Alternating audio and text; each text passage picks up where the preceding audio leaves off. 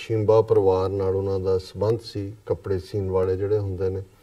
ਇੱਕ ਪਾਸੇ ਉਹਨਾਂ ਨੂੰ ਜਿੱਥੇ ਬ੍ਰਾਹਮਣਵਾਦੀਆਂ ਦੇ ਉਸ ਹੰਕਾਰ ਦਾ ਸਾਹਮਣਾ ਕਰਨਾ ਪੈਂਦਾ ਸੀ, ਮੰਦਰ ਦੇ ਵਿੱਚ ਪੂਜਾ ਦਾ ਹੱਕ ਨਹੀਂ ਸੀ। ਦੂਸਰੇ ਪਾਸੇ ਉਸ ਵੇਲੇ ਦਾ ਬਾਦਸ਼ਾਹ ਮੁਹੰਮਦ ਬਿਨ ਤੁਗਲਕ, ਜਿਸ ਦੀ ਅਗਵਾਈ ਦੇ ਵਿੱਚ ਕੁਛ ਇਸ ਕਿਸਮ ਦਾ ਕੱਟੜਵਾਦ ਉਸ ਖਿੱਤੇ ਦੇ ਵਿੱਚ ਜਨਮ ਲੈ ਰਿਹਾ ਸੀ, ਜਿਹਦੇ ਥੱਲੇ ਜਿਹੜਾ ਧਾਰਮਿਕ ਆਜ਼ਾਦੀ ਜਾਂ ਮਜ਼ਹਬੀ ਆਜ਼ਾਦੀ ਦੇ ਉੱਤੇ ਛਾਪਾ ਸੀ। ਔਰ ਇਹ ਜਿਹੜਾ ਅੱਜ ਅਸੀਂ ਇਹ ਸ਼ਬਦ ਵਿਚਾਰ ਰਹੇ ਹਾਂ, 59 ਸ਼ਬਦ ਭਗਤ ਨਾਮਦੇਵ ਜੀ ਦੇ ਗੁਰੂ ਗ੍ਰੰਥ ਸਾਹਿਬ 'ਚ ਨੇ, ਇਹ 47ਵਾਂ ਸ਼ਬਦ ਹੈ। ਇਹਨੂੰ ਵਿਚਾਰਨ ਤੋਂ ਪਹਿਲਾਂ ਮੈਂ ਇਹੀ ਨਹੀਂ ਵੀ ਇਸ ਹਫ਼ਤੇ ਪੜ੍ਹਿਆ, ਪਿਛਲੇ ਹਫ਼ਤੇ ਵੀ ਮੈਂ ਇਸ ਨੂੰ ਦੇਖਿਆ ਸੀ, ਤੇ ਦੋ ਸਵਾਲ ਮੇਰੇ ਆਪਣੇ ਮਨ ਦੇ ਵਿੱਚ ਵੀ ਉੱਭਰ ਰਹੇ ਸੀ। ਜ਼ਾਹਰ ਹੈ ਕਿ ਜਿਹੜੇ ਅਸੀਂ ਮਜ਼ਹਬ ਨੂੰ ਮੰਨਣ ਵਾਲੇ ਲੋਕ ਹੈ, ਅਸੀਂ ਮੁਅੱਜ਼ਜ਼ੇ ਦੇ ਵਿੱਚ ਵੀ ਯਕੀਨ ਰੱਖਦੇ ਹਾਂ, ਜਿਸ ਨੂੰ ਮਿਰੈਕਲ, ਕਰਾਮਾਤ ਕਿਹਾ ਜਾਂਦਾ ਹੈ। ਹਾਲਾਂਕਿ ਸਿੱਖੀ ਦੇ ਵਿੱਚ ਮੁਅੱਜ਼ਜ਼ਾ ਜਾਂ ਮਿਰੈਕਲ ਦੀਨ ਦੀ ਜਾਂ ਧਰਮ ਦੀ ਫਾਊਂਡੇਸ਼ਨ ਨਹੀਂ ਹੈ, ਲੇਕਿਨ ਇਹ ਸਾਡਾ ਯਕੀਨ ਹੈ ਕਿ ਜਿਹੜੇ ਰੱਬ ਦੇ ਵਿੱਚ ਯਕੀਨ ਰੱਖਣ ਵਾਲੇ ਲੋਕ ਹੁੰਦੇ ਨੇ, ਜਿਹਨੂੰ ਇਸਲਾਮ ਦੇ ਵਿੱਚ ਵਲੀ ਜਾਂ ਔਲੀਆ-ਏ ਅੱਲਾ ਕਿਹਾ ਜਾਂਦਾ ਹੈ, ਔਰ ਈਵਨ ਇਸਲਾਮ ਦੇ ਮੁਤਾਬਕ ਵੀ 1,24,000 ਦੇ ਕਰੀਬ ਪੈਗੰਬਰ ਉਹਨਾਂ ਦੀ ਆਮਦ ਦੀ ਗੱਲ ਹੈ, ਕੁਰਾਨ ਮਜੀਦ ਦੇ ਵਿੱਚ ਮੈਂਸ਼ਨ ਹੈ। ਲੇਕਿਨ ਕੁਝ ਜਿਹੜੇ ਨੇ ਉਹਨਾਂ ਦੇ ਨਾਲ ਖਾਸ ਕਰਾਮਾਤਾਂ ਜਾਂ ਮੁਅੱਜ਼ਜ਼ੇ ਜੁੜੇ ਹੋਏ ਨੇ, ਜਿਨ੍ਹਾਂ 'ਚ ਈਵਨ ਜੇ ਜੀਸਸ ਦੇ ਹਵਾਲੇ ਨਾਲ ਵੀ ਦੇਖਿਆ ਜਾਏ ਤੇ ਜੀਸਸ ਦਾ ਹੀਲਰ ਕਰਕੇ ਜਾਣਿਆ ਜਾਂਦਾ ਹੈ, ਔਰ ਐਸਾ ਵਿਸ਼ਵਾਸ ਰਿਹਾ ਹੈ ਕਿ ਉਹ ਜਿਸ ਨੂੰ ਜੀਸਸ ਟੱਚ ਕਰਦੇ ਸੀ ਉਹ ਆਪਣੀ ਬਿਮਾਰੀ ਤੋਂ ਔਰ ਹੋਰ ਕਿਸੇ ਵੀ ਜਿਹੜੀ ਦੁੱਖ ਹੈ ਉਸ ਤੋਂ ਉਹ ਸੁਰਖਰੂ ਹੋ ਜਾਂਦਾ ਸੀ। ਸੋ ਜ਼ਾਹਰ ਹੈ ਕਿ ਵੀ ਅਸੀਂ ਇਸ ਨੂੰ ਜਿਹੜੀ ਈਸਟ ਦੀ ਦੁਨੀਆ ਦੇ ਵਿੱਚ ਰਿੱਧੀਆਂ ਸਿੱਧੀਆਂ ਵੀ ਕਿਹਾ ਜਾਂਦਾ ਹੈ ਕਿ ਇੰਨੀਆਂ ਜਿਹੜੀਆਂ ਨੇ ਇਸ ਨੂੰ ਹਾਸਲ ਕਰਨਾ, ਔਰ ਇੱਕ ਪਾਸੇ ਜੋਗੀ ਹੋਣ, ਸਿੱਧ ਹੋਣ, ਜਿਨ੍ਹਾਂ ਦੇ ਕੋਲ ਇਸ ਕਿਸਮ ਦੀਆਂ ਮਿਰੈਕਲ ਜਾਂ ਰਿੱਧੀਆਂ ਸਿੱਧੀਆਂ ਸੀ, ਉਹਨਾਂ ਨੂੰ ਗੁਰੂ ਸਾਹਿਬ ਨੇ ਨੈਗੇਟ ਵੀ ਕੀਤਾ।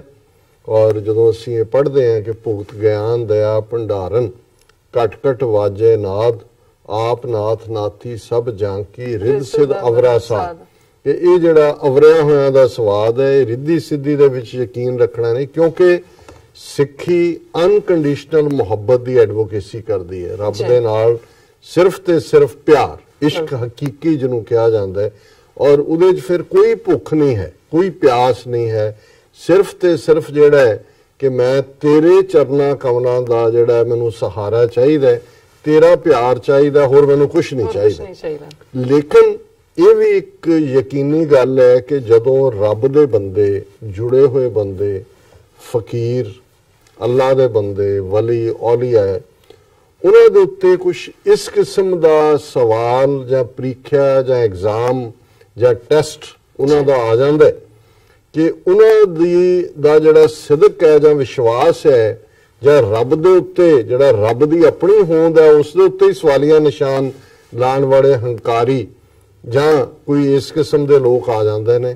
ਫਿਰ ਇਹ ਵੀ ਸਾਰੇ ਮਜ਼ਹਬਾਂ ਦਾ ਯਕੀਨ ਹੈ ਜਾਂ ਉਹਨਾਂ ਦੇ ਵਿੱਚ ਇਹ ਐਗਜ਼ਾਮਪਲਸ ਨੇ ਕਿ ਰੱਬ ਜਿਹੜਾ ਹੈ ਆਪਣਾ ਬਿਰਧ ਰੱਖਣ ਦੇ ਲਈ ਮਿਰੈਕਲ ਕਰਦਾ ਹੈ। ਇੱਕ ਪਾਸੇ ਮਿਰੈਕਲ ਦਾ ਉਹ ਹੈ ਜੋ ਰਿੱਧੀ ਸਿੱਧੀ ਦੇ ਨਾਂ ਥੱਲੇ ਜੋਗੀ ਔਰ ਸਿੱਧ ਕਰਦੇ ਸੀ, ਜਿਹਦੇ 'ਚ ਤੁਸੀਂ ਡਮਰੂ ਵਜਾ ਰਹੇ ਹੋ ਕਿ ਮਿਹਰਬਾਨ, ਕਦਰਦਾਨ, ਸਾਹਿਬਾਨ, ਵੀ ਅਸੀਂ ਇਹਦੇ 'ਚੋਂ ਇਹ ਕਰਾਂਗੇ, ਔਰ ਤੁਸੀਂ ਆਪਣਾ ਕੋਈ ਦਿਖਾ ਰਹੇ ਹੋ ਜਲਵਾ। ਇੱਕ ਤਾਂ ਜਾਦੂਗਰ ਹੈ, ਇੱਕ ਅਦਰਵਾਈਜ਼ ਹੈ ਜੀ, ਇੱਥੋਂ ਲੋਟਾ ਚੁੱਕ ਕੇ ਉੱਥੇ ਰਖਵਾ ਦਿੱਤਾ, ਕੋਈ ਹੋਰ ਕਰ ਦਿੱਤਾ, ਆਪਣੀ ਕੰਸੈਂਟਰੇਸ਼ਨ ਆਫ ਮਾਈਂਡ ਦੇ ਨਾਲ ਲੋਕ ਪੈਸੇ ਸੁੱਟ ਰਹੇ ਨੇ। ਲੇਕਿਨ ਇਹ ਵਰਜਤ ਹੈ। ਪਰ ਜਦੋਂ ਰੱਬ ਦਾ ਬੰਦਾ ਕਿਸੇ ਐਸੀ ਮੁਸ਼ਕਲ 'ਚ ਪਾਇਆ ਜਾਂਦਾ ਹੈ ਜਾਂ ਪੈ ਜਾਂਦਾ ਹੈ ਤੇ ਉਹਦੇ 'ਚ ਕੁਛ ਮੁਅੱਜ਼ਜ਼ਾ ਹੁੰਦਾ ਹੈ, ਉਹ ਮਜ਼ਹਬ ਦੀ ਦੁਨੀਆ 'ਚ ਔਰ ਸਿੱਖੀ ਦੇ ਵਿੱਚ ਵੀ। ਔਰ ਮੈਂ ਸਮਝਦਾ ਵੀ ਅੱਜ ਦਾ ਭਗਤ ਨਾਮਦੇਵ ਜੀ ਦਾ ਇਹ ਸ਼ਬਦ ਜਿਹੜਾ ਫਸਟ ਹੈਂਡ ਅਕਾਊਂਟ ਹੈ, ਜਦੋਂ ਅਸੀਂ ਰੈਫਰਿੰਗ 'ਚ ਕਹਿੰਦੇ ਹਾਂ ਕਿ ਜੀ ਰੈਫਰੈਂਸ ਦਿੱਤੀ ਉਸ ਪੀਰੀਅਡ ਦੀ, ਉਹ ਫਿਰ ਵੀ ਸੈਕੰਡ ਹੈਂਡ ਅਕਾਊਂਟ ਹੈ। ਔਰ ਇਹ ਭਗਤ ਨਾਮਦੇਵ ਜੀ ਦੇ ਆਪਣੇ ਆਪ ਨਾਲ ਕੀ ਹੋਇਆ, ਕੀ ਟੈਸਟ ਹੋਇਆ, ਇਸ ਸ਼ਬਦ ਲੰਬਾ ਸ਼ਬਦ ਹੈ, ਇਸ ਦੇ ਵਿੱਚ ਦੋ ਜਿਹੜੇ ਉਹਨਾਂ ਦੇ ਟੈਸਟ ਮੁਹੰਮਦ ਬਿਨ ਤੁਗਲਕ ਦੇ ਸਾਹਮਣੇ, ਜਿਨ੍ਹਾਂ ਦੇ ਸਾਹਮਣੇ ਜਾ ਕੇ ਬਾਦਸ਼ਾਹ ਦੇ ਬ੍ਰਾਹਮਣ ਵੀ ਫਰਿਆਦੀ ਹੁੰਦੇ ਨੇ ਕਿ ਜੀ ਇਹ ਜਿਹੜਾ ਸਾਡੇ ਸੰਸਕਾਰਾਂ ਨੂੰ ਤੋੜ ਰਿਹਾ ਹੈ ਔਰ ਇਹ ਜ਼ਾਤ ਪਾਤ ਯਕੀਨ ਨਹੀਂ ਰੱਖਦਾ ਔਰ ਸਾਡੀ ਉੱਚਤਾ ਨੂੰ ਔਰ ਜਿਹੜੇ ਕਾਜ਼ੀ ਮੁੱਲਾ ਨੇ ਉਹ ਵੀ ਕਰਦੇ ਨੇ ਕਿ ਜੀ ਇਹ ਕਾਫਰ ਹੈ ਔਰ ਇਹ ਜਿਹੜਾ ਕੁਫਰ ਕਮਾ ਰਿਹਾ ਔਰ ਜਿਹੜਾ ਮੁਹੰਮਦ ਬਿਨ ਤੁਗਲਕ ਹੈ ਉਹਦਾ ਨੋਟਿਸ ਲੈਂਦਾ ਔਰ ਦੋ ਜਿਹੜਾ ਪਹਿਲਾਂ ਤਾਂ ਉਹ ਡਰਾਉਂਦਾ ਉਹਨੂੰ, ਉਹ ਨਹੀਂ ਡਰਦਾ, ਫਿਰ ਉਹਦੇ ਤੇ ਹਾਥੀ ਭਗਤ ਨਾਮਦੇਵ ਦੇ ਉੱਤੇ ਛੱਡ ਦਿੱਤਾ ਜਾਂਦਾ ਜੋ ਉਸ ਵੇਲੇ ਦਾ ਸੀ। ਪਰ ਹਾਥੀ ਜਦੋਂ ਉਹਨਾਂ ਦੇ ਨੇੜੇ ਆਂਦਾ ਤੇ ਆਪਣੀ ਸੁੰਡ ਥੱਲੇ ਕਰਕੇ ਉਹ ਸਲੂਟ ਕਰਦਾ। ਫਿਰ ਇੱਕ ਮਰੀ ਹੋਈ ਗਾਂ ਜਵਾਨ ਦੇ ਲਈ ਕਿਹਾ ਜਾਂਦਾ ਕਿ ਵੀ ਗਾਂ ਮਰੀ ਹੈ, ਇਹਨੂੰ ਜਵਾ ਨਹੀਂ ਤਾਂ ਮੌਤ ਦੀ ਸਜ਼ਾ। ਸੋ ਉਹਨੂੰ ਭਗਤ ਨਾਮਦੇਵ ਮੌਤ ਤੋਂ ਤਾਂ ਨਹੀਂ ਡਰਦੇ, ਪਰ ਉਹਨੂੰ ਲੱਗਦਾ ਵੀ ਇਹ ਤਾਂ ਮੈਂ ਜਿਸ ਰੱਬ ਨੂੰ ਪਿਆਰ ਕਰਦਾ ਹੈ ਇਹ ਉਸ ਦੇ ਉੱਤੇ ਸਵਾਲੀਆ ਨਿਸ਼ਾਨ ਹੈ। ਔਰ ਜਿਵੇਂ ਇਸ ਚ ਫਸਟ ਹੈਂਡ ਅਕਾਊਂਟ ਚ ਹੈ ਵੀ ਅਲਟੀਮੇਟਲੀ ਜਿਹੜੀ ਰੱਬ ਦਾ ਨੂਰ ਕਿਸੇ ਰੂਪ ਦੇ ਵਿੱਚ ਜੋ ਉਹਨਾਂ ਦਾ ਇਸ਼ਟ ਸੀ ਉਹ ਪ੍ਰਗਟ ਹੁੰਦਾ ਹੈ ਔਰ ਗਾਂ ਨੂੰ ਸਿਰਫ ਇਹੀ ਨਹੀਂ ਵੀ ਜਿਉਂਦੀ ਹੈ, ਸਗੋਂ ਬਛੜਾ ਨਾਲ ਜਿਹੜਾ ਉਹ ਦੁੱਧ ਵੀ ਟੋਕ ਕੇ ਜਿਹੜਾ ਮਟਕਾ ਭਰ ਕੇ ਬਾਦਸ਼ਾਹ ਦੇ ਅੱਗੇ ਰੱਖਿਆ ਜਾਂਦਾ। ਬਾਦਸ਼ਾਹ ਘਬਰਾਉਂਦਾ ਹੈ ਵੀ ਮੈਂ ਕਿੰਨਾ ਵੱਡਾ ਗੁਨਾਹ ਕੀਤਾ ਹੈ ਔਰ ਫਿਰ ਉਹ ਉਹਨੂੰ ਭਗਤ ਨਾਮਦੇਵ ਜੀ ਨੂੰ ਕਹਿੰਦਾ ਜੀ ਮੈਂ ਹੁਣ ਤੇਰੀ ਗਾਂ ਹੈ ਕਿ ਮੈਂ ਤੇਰੇ ਹੁਕਮ 'ਚ। ਔਰ ਮੈਨੂੰ ਜਿਹੜਾ ਇਸ ਸਾਰੇ ਸ਼ਬਦ 'ਚ ਜਿਹੜਾ ਅਦਰ ਦੈਨ ਕਿ ਜਿਹੜਾ ਰੱਬ ਦੇ ਫੇਥ ਦੀ ਗੱਲ ਹੈ ਕਿ ਵੀ ਉਸ ਦੇ ਬਾਵਜੂਦ ਵੀ ਕਿ ਭਗਤ ਜੀ ਨਾਲ ਕੀ ਸਲੂਕ ਹੋਇਆ, ਉਹ ਬਾਦਸ਼ਾਹ ਨੂੰ ਕਹਿੰਦੇ ਨੇ ਕਿ ਨਹੀਂ ਤੂੰ ਆਪਣੇ ਧਰਮ ਕਰਮ ਦੇ ਵਿੱਚ ਰਹਿ, ਲੋਕਾਂ ਦੇ ਨਾਲ ਔਰ ਚੰਗੇ ਗੁਣਾਂ ਵਾਲਾ ਬਾਦਸ਼ਾਹ ਹੋਣਾ ਚਾਹੀਦਾ ਹੈ ਔਰ ਕੋਈ ਰਿਵੈਂਜਫੁਲ ਪਾਰਟ ਨਹੀਂ ਹੈ। ਸੋ ਸ਼ਬਦ ਲੰਬਾ ਮੈਂ ਇਸ ਨੂੰ ਹੁਣ ਇਹ ਇਸ ਦਾ ਕੰਟੈਕਸਟ ਹੈ। ਅਲਟੀਮੇਟਲੀ ਗੱਲ ਰੱਬ ਦੀ ਯਾਦ ਔਰ ਰੱਬ ਦੇ ਵਿੱਚ ਜਿਹੜਾ ਜਲਵਾ ਹੈ ਫੇਥ ਹੈ ਉਸ ਨਾਲ ਜੁੜੀ ਹੋਈ ਹੈ।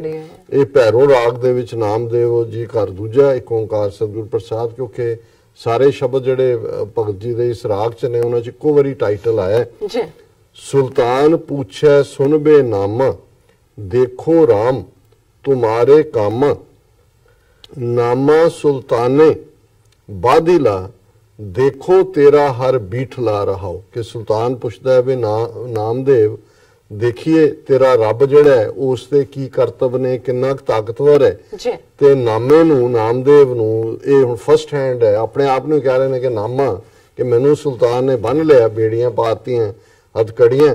ਉਹਨੇ ਕਿਹਾ ਦੇਖਦੇ ਆਂ ਵੀ ਦੇਖੋ ਤੇਰਾ ਹਰ ਬੀਠਲਾ, ਤੇਰਾ ਮੈਂ ਰੱਬ ਦੇਖਦਾ। ਬਿਸਮਿਲ ਗਊ ਦੇਵ ਜਵਾਏ ਨਾਤਰ ਗਰਦਨ ਮਾਰੋ ਠਾਏ, ਕਿ ਆ ਮਰੀ ਹੋਈ ਗਾਂ ਜਵਾ ਦੇ ਨਹੀਂ ਤਾਂ ਹੁਣੇ ਹੀ ਤੈਨੂੰ ਥਾਂ ਸਿਰ ਮੈਂ ਮਾਰ ਮੁਕਾਵਾਂਗਾ। ਬਾਦਸ਼ਾਹ ਐਸੀ ਕਿਉਂ ਹੋਏ ਬਿਸਮਲ ਕੀਆ ਨਾ ਜੀਵੈ ਕੋਏ। ਭਗਤ ਜੀ ਕਹਿੰਦੇ ਨੇ ਬਾਦਸ਼ਾਹ ਕੋਈ ਮਰਿਆ ਹੋਇਆ ਵੀ ਜਿਉਂਦਾ, ਇਹ ਕਿਵੇਂ ਹੋ ਸਕਦਾ।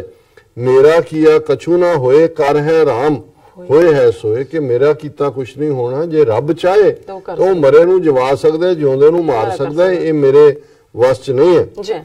ਬਾਦਸ਼ਾਹ ਚੜਿਓ ਅਹੰਕਾਰ ਗਜ ਹਸਤੀ ਦੀਨੋ ਚਮਕਾਰ ਰੁਦਨ ਕਰੈ ਨਾਮੇ ਕੀ ਮਾਏ ਛੋੜ ਰਾਮ ਕੀ ਨਾ ਭਜੈ ਖੁਦਾਏ। ਬਾਦਸ਼ਾਹ ਨੂੰ ਬਹੁਤ ਗੁੱਸਾ ਚੜਦਾ, ਉਹ ਜਿਹੜਾ ਗੱਜ ਹਾਥੀ ਦਾ ਮੁਹਾਵਤ ਹੈ ਉਹਨੂੰ ਇਸ਼ਾਰਾ ਕਰਦਾ ਵੀ ਇਹਦੇ ਤੇ ਹਾਥੀ ਚੜਾ ਦਿਓ, ਚਮਕਾਰਨ ਦਾ ਉਕਸਾ ਦਿੱਤਾ ਵੀ ਉਧਰ ਜਾਓ।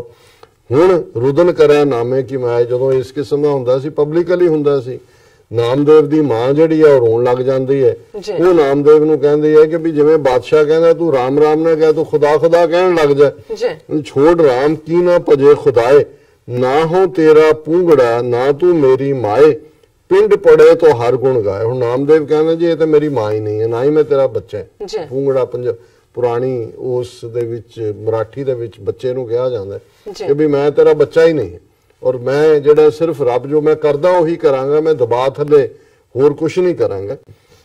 ਫਿਰ ਉਹਨਾਂ ਨੇ ਕਰੈ ਗਜਿੰਦ ਸੁੰਡ ਕੀ ਚੋਟ ਨਾਮਾ ਉਬਰਿਆ ਹਰ ਕੀ ਓਟ, ਕੇ ਉਹ ਜਿਹੜਾ ਗਜਿੰਦ ਹੈ ਹਾਥੀ ਹੈ ਉਹ ਸੁੰਡ ਦੇ ਨਾਲ ਸਲੂਟ ਕਰਨ ਲੱਗ ਜਾਂਦਾ, ਆ ਕੇ ਟੱਚ ਕਰਦਾ ਔਰ ਬੈਠ ਜਾਂਦਾ। ਔਰ ਇਸ ਸਾਰੇ ਚੋਂ ਨਾਮਦੇਵ ਜਿਹੜੇ ਨੇ ਉਹ ਕਹਿੰਦੇ ਨੇ ਵੀ ਮੈਂ ਰੱਬ ਦੇ ਸਹਾਰੇ ਮੈਂ ਬਚ ਗਿਆ ਔਰ ਮੈਂ ਰੱਬ ਦੇ ਸ਼ੁਕਰ ਚ ਆ ਗਿਆ।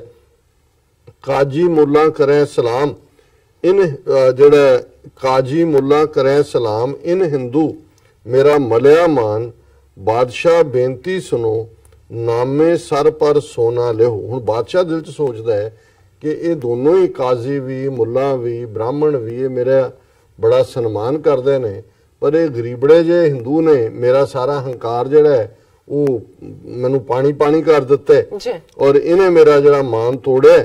ਔਰ ਫਿਰ ਉਹ ਨਾਮੇ ਤੇ ਜਦੋਂ ਹੋਰ ਕਰ ਫਿਰ ਹਿੰਦੂ ਇਕੱਠੇ ਹੋ ਕੇ ਅਮੀਰ ਆਉਂਦੇ ਨੇ, ਉਹ ਕਹਿੰਦੇ ਨੇ ਬਾਦਸ਼ਾਹ ਬੇਨਤੀ ਸੁਣੋ ਨਾਮੇ ਸਰ ਪਰ ਸੋਨਾ ਲਿਓ, ਕਿ ਬਾਦਸ਼ਾਹ ਜੀ ਸਾਡੀ ਗੱਲ ਸੁਣੋ, ਨਾਮਦੇਵ ਦੇ ਬਰਾਬਰ ਅਸੀਂ ਤੁਹਾਨੂੰ ਸੋਨਾ ਤੋਲ ਕੇ ਦਿੰਦੇ ਹਾਂ, ਤੁਸੀਂ ਇਹਦੀ ਜਾਨ ਬਖਸ਼ੀ ਕਰ ਦਿਓ, ਸੋਨਾ ਲੈ ਲਓ। ਮਾਲ ਲਿਓ ਤੋ ਦੋਜ਼ਕ ਭਰੋ, ਦੀਨ ਛੋੜ ਦੁਨੀਆ ਕੋ ਭਰੋ। ਹੁਣ ਉਹਨੇ ਕਿਹਾ ਵੀ ਬਾਦਸ਼ਾਹ ਸੋਚਦਾ ਹੈ ਵੀ ਜੇ ਮੈਂ ਇਹ ਸੋਨਾ ਲੈਂਦਾ ਹੈ ਤੇ ਮੈਂ ਇਹਦਾ ਮਤਲਬ ਸੋਨੇ ਪਿੱਛੇ ਆਪਣਾ ਦੀਨ ਛੱਡ ਦਿਆਂ, ਇਹ ਤਾਂ ਕੋਈ ਇਨਸਾਫ ਨਹੀਂ ਹੈ, ਮੈਂ ਕਿੱਥੇ ਜਾ ਕੇ ਮੂੰਹ ਦਿਖਾਵਾਂਗਾ। ਪਾਵੋ ਬੇੜੀ ਹੱਥੋਂ ਤਾਲ, ਨਾਮਾ ਗਾਵੇ ਗੁਣ ਗੋਪਾਲ। ਪਰ ਨਾਮਦੇਵ ਰੱਬ ਦੀ ਬੰਦਗੀ ਚ ਭਾਵੇਂ ਉਹਨਾਂ ਦੇ ਪੈਰਾਂ 'ਚ ਬੇੜੀਆਂ ਨੇ, ਪਰ ਹੱਥ ਦੀਆਂ ਜਿਹੜਾ ਉਹ ਤਾਲ ਬਣਾ ਕੇ ਰੱਬ ਦੇ ਗੁਣ ਗਾ ਰਹੇ ਨੇ। ਗੰਗ ਜਮਨ ਜੋ ਉਲਟੀ ਬਹਿ, ਤੋ ਨਾਮਾ ਹਰ ਕਰਤਾ ਰਹੇ। ਨਾਮਦੇਵ ਕਹਿੰਦੇ ਨੇ ਭਾਵੇਂ ਗੰਗਾ ਤੇ ਜਮਨਾ ਆਪਣਾ ਕੋਰਸ ਬਦਲ ਲੈਣ, ਪੁੱਠੀਆਂ ਵਗਣ ਲੱਗ ਜਾਣ, ਪਰ ਮੈਂ ਜਿਹੜਾ ਆਪਣਾ ਫੇਥ ਨਹੀਂ ਛੱਡਾਂਗਾ। ਔਰ ਫਿਰ ਜਿਹੜਾ ਕਰਾਮਾਤ ਦੀ ਗੱਲ ਹੈ, ਸਾਤ ਘੜੀ ਜਬ ਬੀਤੀ ਸੁਣੀ, ਅਜੂ ਨਾ ਆਇਓ ਤ੍ਰਿਪਵਨ ਤਨੀ, ਪਾਖੰਡਨ ਬਾਜ ਬਜਾਏਲਾ। ਪਾਖੰਤਨ ਜਿਹੜੇ ਖੰਭ ਦੇ ਨਾਲ, ਪਾਖੰਤਨ ਬਾਜ ਬਜਾਏਲਾ, ਗਰੜ ਚੜੇ ਗੋਬਿੰਦ ਆਏਲਾ, ਆਪਣੇ ਭਗਤ ਪਰ ਕੀ ਪ੍ਰਤਪਾਲਾ, ਗਰੜ ਚੜੇ ਆਏ ਗੋਪਾਲਾ। ਕਿ ਜਦੋਂ 7 ਘੜੀਆਂ ਬੀਤ ਗਈਆਂ ਤੇ 8ਵੀਂ ਘੜੀ ਆਈ ਤੇ ਇੱਕਦਮ ਖੰਭਾਂ ਦੀ ਆਵਾਜ਼, ਜਿਵੇਂ ਕਿਸੇ ਰੂਹਾਨੀ ਜਿਹੜੀ ਹੈ ਵਜੂਦ ਦੇ ਆਣ ਦੀ ਆਵਾਜ਼ ਆਈ, ਔਰ ਗਰੜ ਦੇ ਉੱਤੇ ਜਿਹੜੇ ਨੇ ਚੜੇ ਹੋਏ ਰੱਬ, ਜਿਹੜਾ ਉਹਨਾਂ ਦਾ ਆਪਣਾ ਫੇਥ ਸੀ, ਉਹ ਆ ਗਏ ਔਰ ਉਹਨਾਂ ਨੇ ਆਪਣੇ ਭਗਤ ਦੀ ਪ੍ਰਤਪਾਲ ਕੀਤੀ। ਆਪ ਹੀ ਜਿਹੜੇ ਨੇ ਗਰੜ ਤੇ ਚੜ ਕੇ ਆਏ। ਹੁਣ ਉਹ ਭਗਤ ਜੀ ਦੇ ਨਾਲ ਇਹ ਰੂਹਾਨੀ ਦੁਨੀਆ ਦੀਆਂ ਗੱਲਾਂ ਨੇ, ਉਹ ਇਹ ਸੰਵਾਦ ਹੋ ਰਿਹਾ। ਕਹੇ ਤਾਂ ਧਰਨ ਇਕੋਡੀ ਕਰੋ, ਕਹੇ ਤਾਂ ਲੇਕਰ ਉੱਪਰ ਧਰੋ, ਕਹੇ ਤਾਂ ਮੂਈ ਗਊ ਦੇ ਜਿਆਏ, ਸਭ ਕੋਈ ਦੇਖਿਆ ਪਤੀ ਆਏ। ਕਿ ਉਹ ਰੱਬ ਦਾ ਰੂਪ ਇਹ ਕਹਿ ਰਹੇ ਨੇ, ਜੇ ਤੂੰ ਕਹੇ ਤਾਂ ਮੈਂ ਧਰਤੀ ਨੂੰ ਪੁੱਠੀ ਕਰ ਦਿਆਂ, ਜੇ ਤੂੰ ਕਹੇ ਤਾਂ ਮੈਂ ਇਸ ਨੂੰ ਜਿਹੜਾ ਉਹ ਉੱਪਰਲੀ ਥੱਲੇ ਲੈ ਆਵਾਂ, ਕਰੇ ਤਾਂ ਲੇਕਰ ਉੱਪਰ ਧਰੋਂ ਟੇਢੀ ਕਰ ਦਿਆਂ, ਜੇ ਤੂੰ ਕਹੇ ਨਾਮਦੇਵ ਤਾਂ ਮੈਂ ਮਰੀ ਗਾਂ ਜਵਾ ਦਿਆਂ। ਔਰ ਤਾਂ ਕਿ ਹਰ ਇੱਕ ਦਾ ਜਿਹੜਾ ਵਿਸ਼ਵਾਸ ਬਣਿਆ ਰਹੇ। ਨਾਮਾ ਪ੍ਰਣਵੈ ਗੇਲ ਮਸੇਲ, ਹਾਂ ਸੇਲ ਮਸੇਲ, ਨਾਮਾ ਸੇਲ ਰੱਸੀ ਨੂੰ ਕਹਿੰਦੇ ਨੇ। ਨਾਮਾ ਪ੍ਰਣਵੈ ਸੇਲ ਮਸੇਲ, ਗਊ ਦੁਹਾਈ ਬਛਰਾ ਮੇਲ, ਦੂਧੈ ਦੋਹੇ ਜਬ ਮਟਕੀ ਭਰੀ, ਦੇ ਬਾਦਸ਼ਾਹ ਕੇ ਆਗਿਆ ਧਰੀ। ਕਿ ਵੀ ਹੁਣ ਜਿਹੜਾ ਗਾਂ ਨੂੰ ਉਸ ਦੀਆਂ ਪਿਛਲੀਆਂ ਲੱਤਾਂ ਸੇਲ ਦੇ ਨਾਲ ਬੰਨ ਦਿੱਤੀਆਂ ਗਈਆਂ ਔਰ ਬਛੜਾ ਛੱਡਿਆ ਗਿਆ, ਔਰ ਉਹ ਗਾਂ ਜੀ ਪਈ ਔਰ ਉਹਨੇ ਜਿਹੜਾ ਦੁੱਧ ਦਿੱਤਾ, ਦੁੱਧ ਦੀ ਮਟਕੀ ਭਰੀ ਔਰ ਉਹ ਭਰ ਕੇ ਉਹਨਾਂ ਨੇ ਬਾਦਸ਼ਾਹ ਦੇ ਅੱਗੇ ਰੱਖ ਦਿੱਤੀ। ਲੈ ਬਾਦਸ਼ਾਹ ਕੇ ਆਗਿਆ ਧਰੀ, ਬਾਦਸ਼ਾਹ ਬਹਿਲ ਮੇ ਜਾਏ, ਔਗਟ ਕੀ ਕੱਟ ਲਾਗੀ ਆਏ। ਹੁਣ ਬਾਦਸ਼ਾਹ ਆਪਣੇ ਮਹਿਲ 'ਚ ਗਿਆ ਔਰ ਉਹਦੇ ਤੇ ਬੜੀ ਔਖੀ ਘੜੀ ਬੀਤ ਰਹੀ ਹੈ, ਉਹ ਘਬਰਾਹਟ ਦੇ ਵਿੱਚ ਹੈ ਕਿ ਮੈਂ ਕੀ ਹਾਂ ਔਰ ਕੀ ਹੋਇਆ। ਕਾਜ਼ੀ ਮੁੱਲਾ ਬਿਨਤੀ ਫਰਮਾਏ, ਬਖਸ਼ੀ ਹਿੰਦੂ ਮੈਂ ਤੇਰੀ ਗਾਏ। ਹੁਣ ਉਹ ਸਾਰੀਆਂ ਕਾਜ਼ੀ ਮੁੱਲਾ ਜਿਹੜੇ ਨੇ ਉਹ ਵੀ ਬੜੇ ਹੈਰਾਨ ਨੇ ਔਰ ਬਾਦਸ਼ਾਹ ਨਾਮਦੇਵ ਨੂੰ ਕਹਿੰਦਾ ਕਿ ਜਾ, ਮੈਂ ਤੈਨੂੰ ਹੀ ਨਹੀਂ ਬਖਸ਼ਿਆ, ਮੈਂ ਤੇਰੀ ਗਾਂ ਹੈ, ਮੈਨੂੰ ਹੁਕਮ ਕਰ ਵੀ ਮੈਂ ਕੀ ਕਰਾਂ, ਮੈਂ ਤੇਰਾ ਦਾਸ ਹੈ। ਔਰ ਨਾਮਾ ਕਹੇ ਸੁਨੋ ਬਾਦਸ਼ਾਹ, ਇਹ ਕਿਛ ਪਤੀਆ ਮੁਝੇ ਦਿਖਾਏ, ਇਸ ਪਤੀਆ ਨਾਮਾ ਕਹੇ ਸੁਨੋ ਬਾਦਸ਼ਾਹ, ਇਹ ਕਿਛ ਪਚੀਆ ਮੁਝੇ ਦਿਖਾਏ, ਇਸ ਪਤੀਆ ਕਾ ਇਹ ਪ੍ਰਵਾਨ, ਸੱਚ ਸੀਲ ਚਾਲੋ ਸੁਲਤਾਨ। ਹੁਣ ਨਾਮਦੇਵ ਕਹਿੰਦੇ ਨੇ ਕਿ ਜੀ ਬਾਦਸ਼ਾਹ ਨੂੰ ਕਿ ਦੇਖੋ ਇਹੀ ਕੁਛ ਤੂੰ ਕਰ ਜੇ ਮੇਰੇ ਤੇ ਤੂੰ ਫੇਥ ਕਰਦਾ ਮੈਨੂੰ ਕਿ ਇਹੀ ਗੱਲ ਰੱਬ ਦੇ ਦਰਗਾਹ 'ਚ ਪ੍ਰਵਾਨ ਹੈ, ਸਾਚ ਸੀਲ ਚਾਲੋ ਸੁਲਤਾਨ। ਕਿ ਹੇ ਸੁਲਤਾਨ, ਹੇ ਬਾਦਸ਼ਾਹ, ਸੱਤ ਦੇ ਰਸਤੇ ਤੇ ਔਰ ਸੀਲ ਸੰਜਮ ਨੂੰ ਕਹਿੰਦੇ ਨੇ, ਇਸ ਰਸਤੇ ਤੇ ਚਲੋ। ਨਾਮ ਦਿਓ ਸਭ ਰਿਹਾ ਸਮਾਏ, ਮਿਲ ਹਿੰਦੂ ਸਭ ਨਾਮੇ ਪੈ ਜਾਏ। ਹੁਣ ਨਾਮਦੇਵ ਜੀ ਦੀ 4 ਚਫੇਰੇ ਬੱਲੇ ਬੱਲੇ ਸੋਭਾ ਹੋ ਰਹੀ ਹੈ। ਸਾਰੇ ਹਿੰਦੂ ਜਿਹੜੇ ਨੇ ਉਹ ਮਿਲ ਕੇ ਨਾਮਦੇਵ ਜੀ ਕੋਲ ਜਾਂਦੇ ਨੇ। ਜੋ ਅਬ ਕੀ ਬਾਰ ਨਾ ਜੀਵੈ ਗਾਏ, ਤਾਂ ਨਾਮਦੇਵ ਕਾ ਪਤੀਆ ਜਾਏ। ਕਿ ਹੇ ਨਾਮਦੇਵ ਜੀ, ਜੇ ਗਾਂ ਨਾ ਜਿਉਂਦੀ ਤਾਂ ਫਿਰ ਰੱਬ ਦੇ ਉੱਤੇ ਵਿਸ਼ਵਾਸ ਸਾਰਿਆਂ ਦਾ ਖਤਮ ਹੋ ਜਾਣਾ ਸੀ, ਤੁਹਾਡੇ ਨਾਲ ਤਾਂ ਜੋ ਹੋਣੀ ਸੀ ਉਹ ਹੋਣੀ ਸੀ। ਨਾਮੇ ਕੀ ਕੀਰਤ ਰਹੀ ਸੰਸਾਰ, ਭਗਤ ਜਨਾਂ ਲਈ ਉਧਰਿਆ ਪਾਰ। ਕਿ ਨਾਮਦੇਵ ਜੀ ਕਹਿੰਦੇ ਨੇ ਕਿ ਹੇ ਭਗਤਾਂ ਦੀ ਰੱਖਿਆ ਕਰਨ ਵਾਲੇ ਵਾਹਿਗੁਰੂ, ਤੇਰੀ ਬਦੌਲਤ ਮੇਰੀ ਜਿਹੜੀ ਆ ਉਹ ਕੀਰਤੀ ਹੋਈ ਜਾਂ ਮੇਰਾ ਮਾਣ ਰਹਿ ਗਿਆ। ਸਗਲ ਕਲੇਸ਼ ਨਿੰਦਕ ਪਿਆ ਖੇਤ, ਨਾਮੇ ਨਾਰਾਇਣ ਨਾਹੀ ਭੇਦ। ਕਿ ਜਿਹੜੇ ਮੇਰੇ ਨਾਲ ਈਰਖਾ ਕਰਨ ਵਾਲੇ ਬ੍ਰਾਹਮਣ ਜਾਂ ਕਾਜ਼ੀ ਸਨ, ਉਹ ਸਾਰੇ ਜਿਹੜੇ ਨੇ ਉਹ ਖੇਦ ਦੇ ਵਿੱਚ, ਅਫਸੋਸ ਦੇ ਵਿੱਚ ਚਲੇ ਗਏ। ਨਾਮੇ ਨਾਰਾਇਣ ਨਾਹੀ ਭੇਦ। हे वाहिगुरू तू ही ये बख्शिश की कि तू नामे दी नामदेव दी मदद दे उत्ते आया और ये सारे भेद नूं खत्म किया। जी डॉक्टर साहब तुहाडा बहुत बहुत शुक्रिया, तुसीं अज दे अहम इशू ते अज दा विचार साडे दर्शकां नाल साझा कीता। इसने अपने व्यूअर्स को लेने इजाजत। व्यूअर्स तुहाडा बहुत बहुत शुक्रिया, तुसीं अपने कीमती समय विच समां कढ के सानूं अपने राय ते सुझाव भेजे ने। तां भेजदे रहना साडे इस पते ते SOS@tv84.tv ते ਅਸੀਂ ਆਪਣਾ ਪ੍ਰੋਗਰਾਮ ਲੈ ਕੇ ਫਿਰ ਦੁਬਾਰਾ ਤੁਹਾਡੇ ਸਨਮੁਖ ਹੋਵਾਂਗੇ। ਤਦ ਤੱਕ ਲਈ ਮੈਨੂੰ ਤੇ ਆਪਣਾ ਸਲਾਹ ਗਿਆ ਦਿਓ। ਦੇਖਦੇ ਰਹੋ TV84, ਬੁਲਾ ਦਿਓ ਫਤਿਹ। ਵਾਹਿਗੁਰੂ ਜੀ ਕਾ ਖਾਲਸਾ, ਵਾਹਿਗੁਰੂ ਜੀ ਕੀ ਫਤਿਹ।